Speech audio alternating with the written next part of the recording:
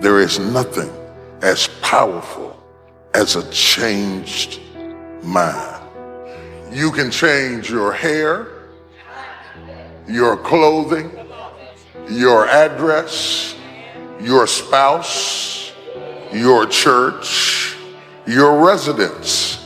But if you don't change your mind, the same experience will perpetuate itself over and over again, because everything outwardly changed, but nothing inwardly changed. There is nothing as powerful as a changed mind. Change your thoughts and you'll change your world. We cannot live a life of positivity when we have a thought life that is full of negativity. What are you choosing every single day to put into that mind of yours? I've seen people who had the education to go up, they had the gifting to go up, they had the talent to go up, didn't have the right attitude. And eventually, if that attitude, if that heart, if that invisible part isn't right, you can have all the talent in the world, but you will always end up getting spoiled by your own attitude. Yes, you'll get the opportunity. Yes, you'll get the job. Yes, you'll get the deal, but you won't be able to keep it because your attitude will corrupt every opportunity that life offers you. I never saw it coming. If I want to change the direction of my life, I'm going to have to change my thought life. If you're jotting down notes, I want you to jot this down. My thoughts shape my world. If you don't like where you're at today, consider changing your thoughts and watch how that will change the direction. Maybe the reason why you're at where you're at today is because your thought life is not where God wants your thought life to be. The battleground between God and the enemy, between right and wrong, between success and struggle, between destiny or that which is derogatory, is fighting for your mind. Because in your mind are your default settings. As a man thinketh in his heart, so is he.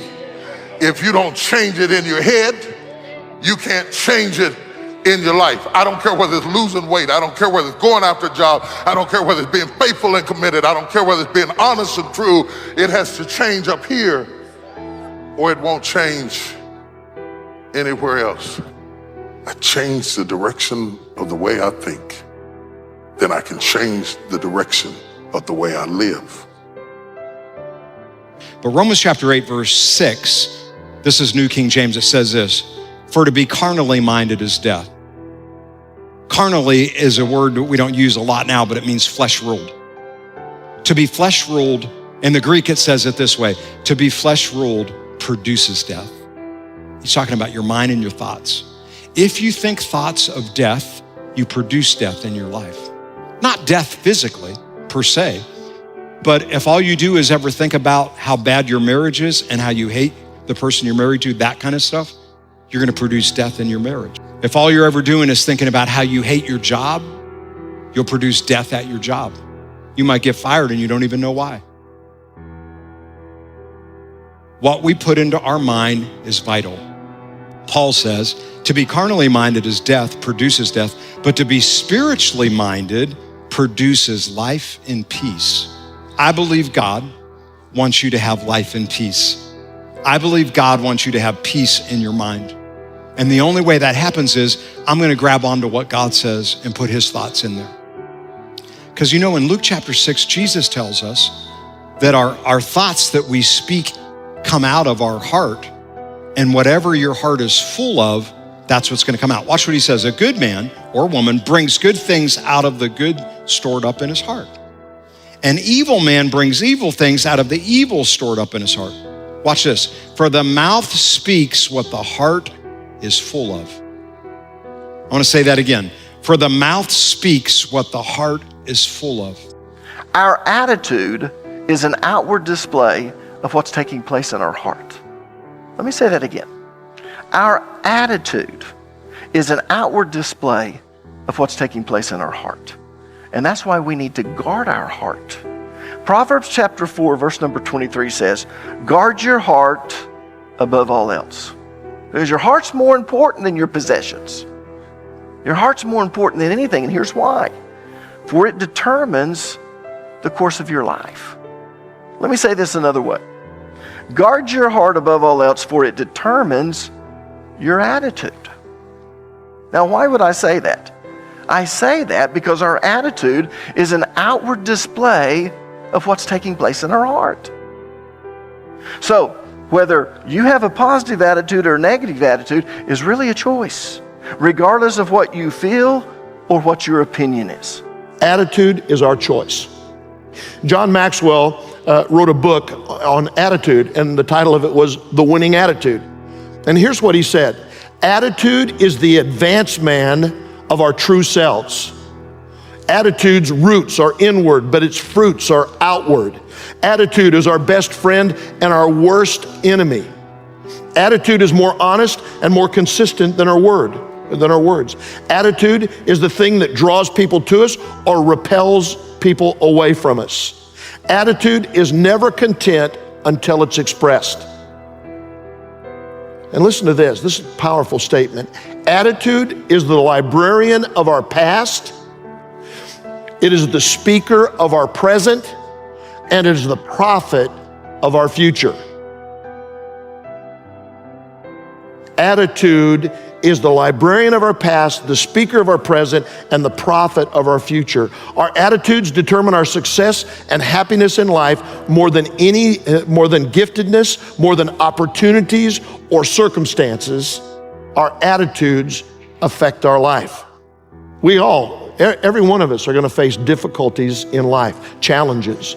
But our attitude will help us climb out of the direction, out of the difficulty with God's favor and direction. James 1 and verse 2, count it all joy, my brothers, when you encounter various trials. For you know that the testing of your faith produces steadfastness. And let steadfastness have its full effect, that you may be perfect and complete, lacking in nothing. If our life is not going in the right direction, we need to take a look at our attitudes. Like, you want a better life? You want to change your life? The number one way to do that is to change your thoughts. You're in control of your mind. You're in control of your thoughts. Here's the good news. If I let Jesus change my thinking, He'll change my life. He'll change my life. Don't copy the behavior and customs of this world, but let God transform you into a new person. By changing what? The way you think. The way God changes you is He changes the way you think. We have to quit looking at what everybody else is doing. You see, some of you, you're living your life concerned about what everybody else thinks. I want to challenge you to live your life this way. Live your life trying to think how God wants you to think. What does He want you to think? How does He want you to perceive the world? How does He want you to live? I'm sure you could come up with all kinds of ways and times you've been hurt, wounded, slighted, mistreated, or disrespected. Most of us got books. Books. I got books of ways I feel mistreated, ways I feel abused, ways, I feel picked on. But you know what? The Bible doesn't call us to make a list of the negative things that have happened in our life. The Bible actually calls us to make a list of the positive things. You see, nobody has to force you to remember the ugly. But Jesus wants to teach you how to remember the beautiful.